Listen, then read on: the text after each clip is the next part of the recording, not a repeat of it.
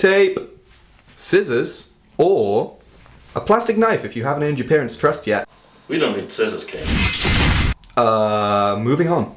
You're gonna also need to throw in some pillows. We have like 4 of these, but kind of already unwrapped them.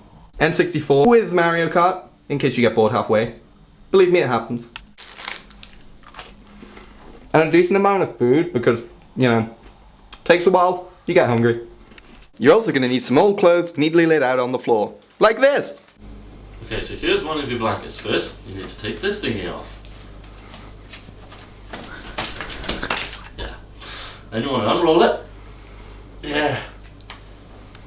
Lay it out on the floor to make things easier. Fold it in half like this. So you've got a nice long blankie. And then fold it in half again so it's not so long. And here's 3 that Kane did earlier. Okay, now you've got your blankets nice and folded. The next thing you need to do is to place them inside the sleeves. To do that, we're going to use a super secret, never before revealed technique known as arming. Where you take the blankets and gently force them into the sleeves.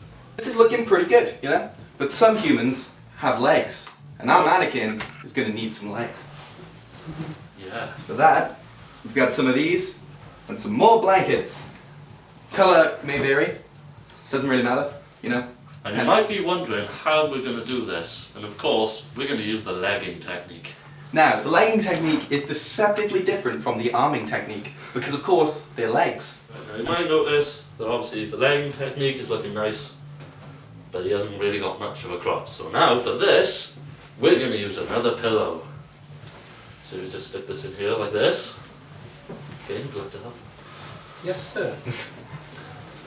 Right. And now this part, we're going to stick into the rest of the body just to, you know, connect them up a bit because, as we said earlier, most people have legs.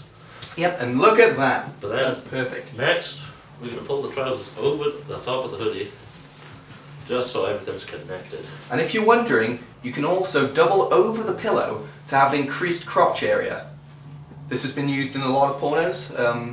We're not really shooting any of those, so we don't particularly need to do that. But, you know, you at home may be filming different media forms. Now this is looking pretty good, but as you may notice, like the legs here, maybe the shoulder area, it's just a little bit thin, so we're going to need something to pad that out with.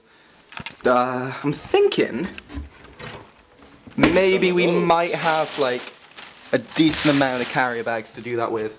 So you could maybe use something like this at home. Yeah, so we're going to go ahead and pad that out. And in your part of the world, carrier bags might be free.